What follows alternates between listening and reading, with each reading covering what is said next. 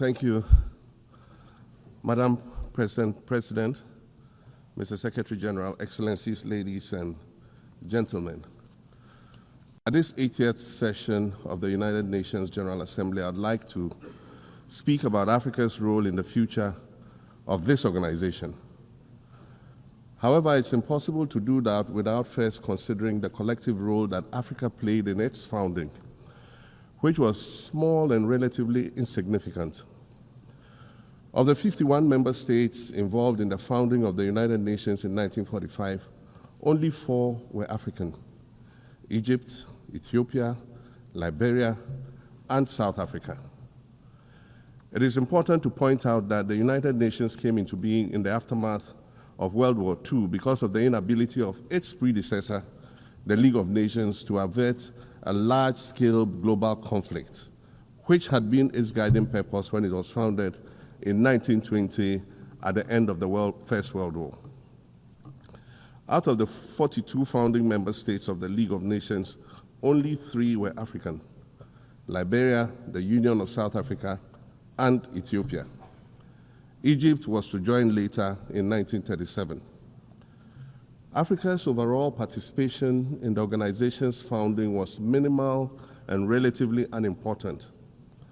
That's because before all the other talks and meetings, representatives from a group of 14 nations gathered in Berlin for a series of discussions that began in 1884 and which led to the partitioning and formal colonization of the African continent, which is also called the Scramble for Africa. It has famously been written that past is prologue. Well, in the past, the majority of the 54 nations that now comprise Africa were never offered a seat at the table where plans for a new world order were being drawn.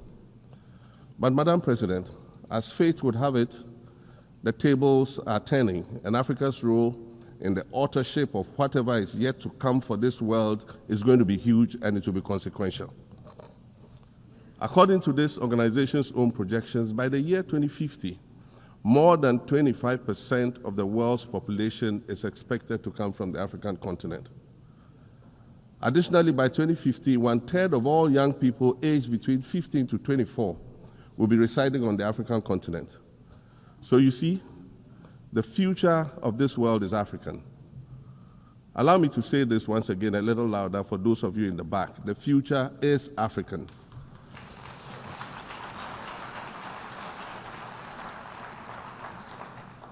Already today, Africa is a catalyst for human potential and development, as well as for economic reform and ecological stability. Africa is a catalyst for systemic change. If this reality, which is fact-based and straightforward, seems provocative or unsettling, perhaps it's because you are viewing it through the lens of centuries of filters, colonialism and imperialism, and the resulting implicit bias. Maybe you are unaware of the resilience of African nations or their remarkable ability to make a strong comeback just when you think it's safe to count them out. That is what is happening right now in my own country, Ghana. Our constitution limits leaders to 2 4-year terms. In January, I was sworn in for a second term, which, let me point out, was non-consecutive with my first term.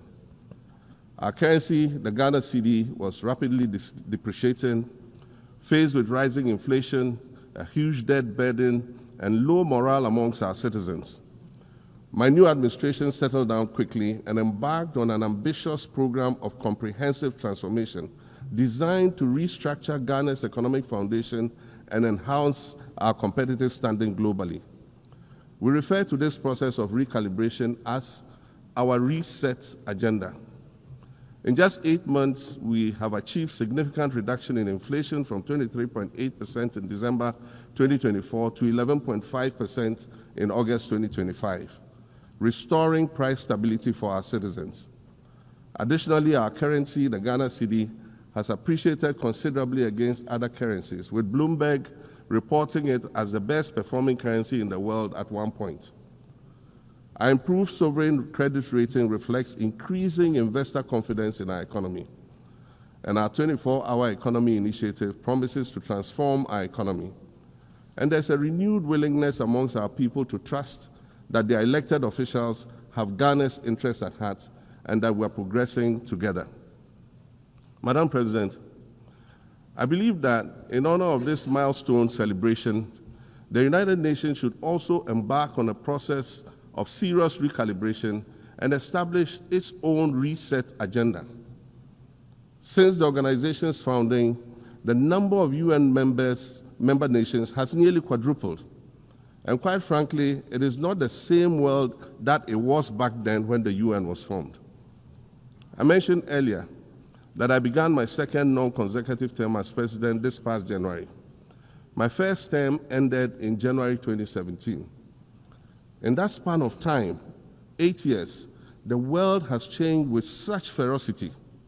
My first days in office after my return felt as though I had just awakened from a Rip Van Winkle-style sleep.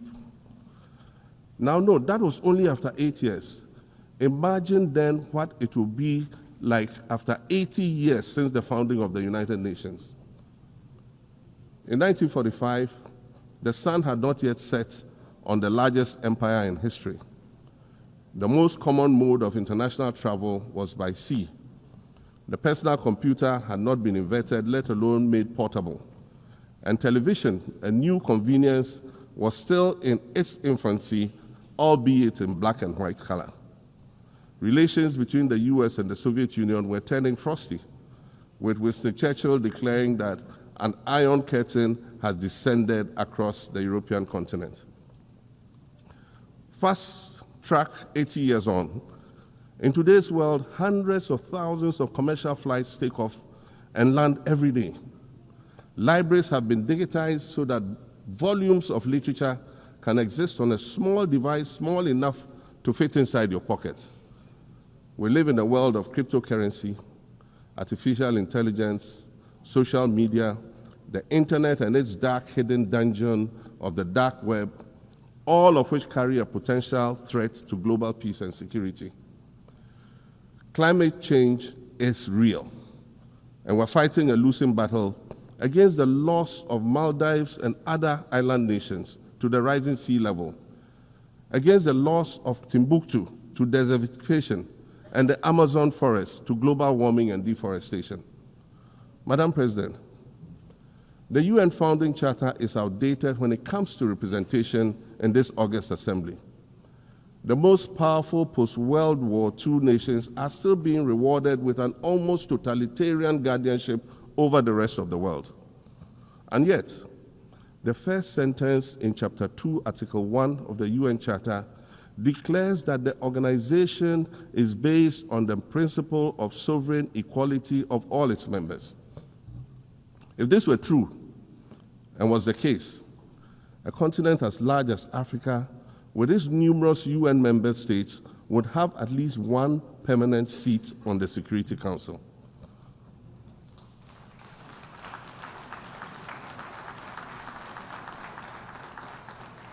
Furthermore, we believe that veto power should not be restricted to only 5 nations, nor should it be absolute. There must be a mechanism in this House for the General Assembly to challenge a veto.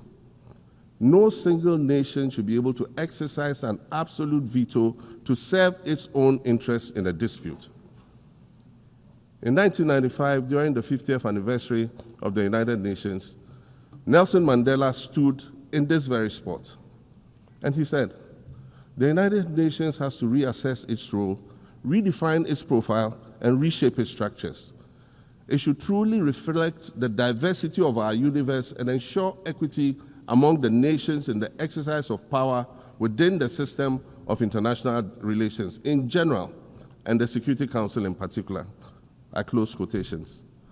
30 years later, we African leaders are still making the same simple request for a permanent seat on the Security Council with the power of a veto. So today, Madam President, I stand here in this exact spot and ask the world, if not now, then when? We demand not only a reform of the Security Council, but also a reset of the global financial architecture, which is currently rigged against Africa. Africa must have a greater say in the world's multilateral financial institutions. And while I'm making requests, I'd like to call for the removal of the blockade on Cuba. As Dr. Kwame Nkrumah, our nation's founder, famously said, we seek to be friends with all and enemies to none. The Cuban people shed their blood on African soil in the fight against apartheid. And indeed, Cuba has been and continues to be a faithful friend of Africa. You see, the very fact that I can stand here and ask these things and say these things, and the fact that all nations can ostensibly gather here to address critical global issues, air our grievances, and express our concerns, that is what makes the survival of this organization so important. In every old city or village, you'll find a town square, or a courtyard, or a plaza that once served as a gathering space for the citizens of the community and their leaders. Meetings and celebrations were held there, as were trials and elections. And these were spaces that brought people together and held them together as a community. Sadly, time and technology have eroded these spaces. Madam President, in many ways, the United Nations is the proverbial town square of our modern global village. And it has never been more critical for us to protect this one space that brings and holds the world nations together as a community. The internet, social media platforms, and artificial intelligence offer us the illusion of connectivity, when in fact what they do is reinforce isolation by using algorithms that ensure that we do not receive new ideas and perspectives, but rather more of the same content. We are served alternative facts and manipulated images, making it easy to disseminate disinformation and sow seeds of division amongst communities. Madam President, these are dangerous times. Our world is currently experiencing a rise in nationalism and economic instability. There's a general breakdown of multilateralism. Various acts of aggression have been committed against the sovereignty of others, and nations are attempting to circumvent the very safeguards that were put in place to prevent large-scale global conflict. These conditions are all too similar to the ones that led to the League of Nations' failure in fulfilling its mandate. The denial of visas to President Abbas and the Palestinian delegation sets a bad precedent and should be deeply worrying to all member nations of the United Nations. Ghana recognized the state of Palestine in 1988 and supported a two-state solution to the conflict since then. And I say, contrary to the claims of some, a two-state solution would not be a reward for Hamas. It would rather be a reprieve for the hundreds of thousands of innocent women and children and people who are facing collective punishment and forced starvation for no reason other than the fact that they are Palestinian. For nearly 2 years and for the fear of reprisals, we here in this General Assembly have been playing hide and seek with language to find the right words to help us avoid or excuse what we all know is taking place in Gaza. But here's the thing, it doesn't matter what you call it. If it looks like a duck, it swims like a duck, and quacks like a duck, well, then it must be a duck. The crimes in Gaza must stop.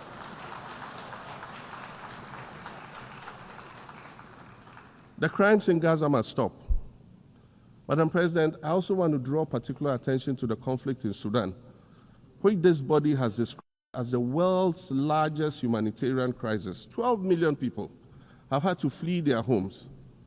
And when we speak of migration, we refer to the 12 million new Sudanese refugees, whom we as a global community should be willing to assist in much the same way that many member nations readily assisted new refugees coming out of Ukraine.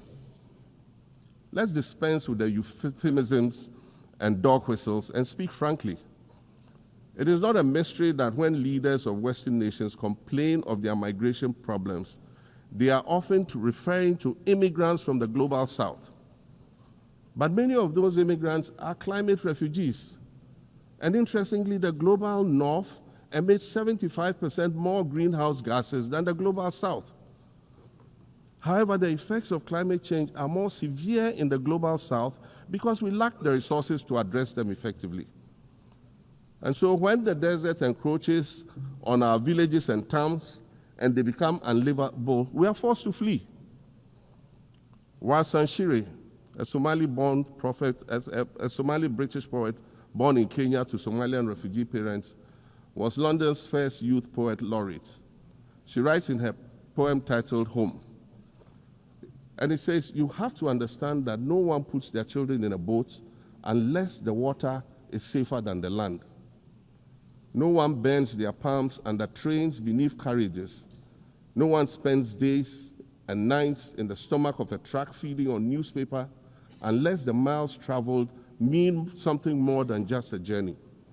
Madam President, we cannot normalize cruelty. We cannot normalize hatred. We cannot normalize xenophobia and racism. If we're going to tell a story, let's not tell its slant. Let's tell all the truth.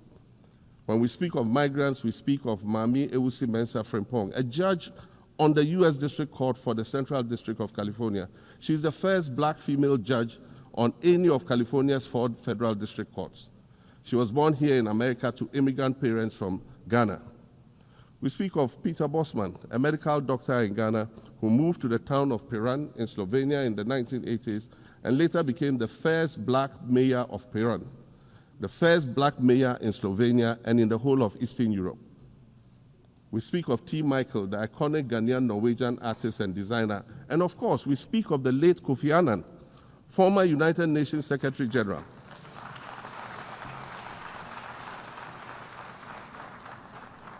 Former United Nations Secretary General and Nobel Peace Prize recipient, who was born in Ghana but spent his adulthood in various places in America and Europe. These are people who have brought great distinction to the countries that they decided to call home. Just as the migrants and the children of migrants before them did, I dare say these are not invaders. These are not criminals. Madam President, the slave trade must be recognized as the greatest crime against humanity. As the African champion on reparations, Ghana intends to introduce a motion in this august body to that effect. More than 12.5 million Africans were forcibly taken against their will and transported to create wealth for the powerful Western nations. We must demand reparations for the enslavement of our people and the colonization of our land that resulted in the theft of our natural resources, as well as the looting of artifacts and other items of cultural heritage that have yet to be returned in total. We recognize the value of our land and the value of our lives, as did our colonizers, as well as the governments that happily paid reparations to former slave owners as compensation for the loss of their property, in quotes, and that property for which they received compensation was paid referred to enslaved people who had been freed. Madam President, an increasingly insecure world is witnessing upward spending on defense budgets of bilateral partners and steep cuts in official development assistance. Since July 2024, it is estimated that there's been a 40% drop in humanitarian aid globally. In this era of global uncertainty, Africa must exercise sovereignty over its natural resources to raise the necessary funds to ensure the well-being of its citizens. The days of parceling out vast concession areas to foreign interests for exploitation must come to an end. We'll continue to welcome foreign investment, but we must negotiate better for a bigger share of the natural resources that belong to us. And we must insist on value addition to these resources. We're tired of the continued image of poverty-stricken, disease-ridden rural communities living at the periphery of huge foreign-controlled natural resource concession areas. We're tired of having people extract the most they can from us and in return offer us the very least by way of respect, consideration, and dignity. We're tired of not being represented in ways that reveal the richness and complexity of our history or acknowledge all that we have overcome to arrive here in this liminal space of untold possibilities. Allow me to echo the Indian-American writer Arundhati Roy, who wrote, "Another world is not only possible, she is on her way. On a quiet day, I can hear her breathing. I want to add that for the sake of Africa, and quite selfishly for the sake of my 18-year-old daughter, I hope that this new world that is arriving is a place of safety and equality for women and girls. To succeed, we must empower everyone, including women and girls, to reach their full potential. In closing, Madam President, I'd like to congratulate you on your election to preside over this historic 80th General Assembly and on being the 5th woman to hold this distinction. I'd also like to congratulate Her Excellency Nana Jane Opoku-Agyeman on being the first woman Vice President of Ghana.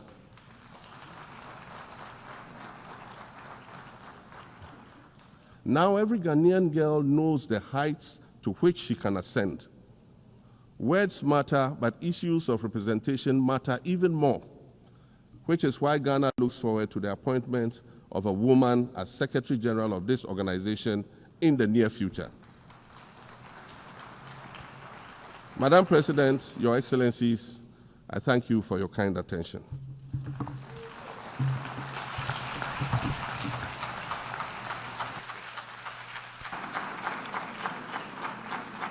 On behalf of the General Assembly, I wish to thank the President of the Republic of Ghana.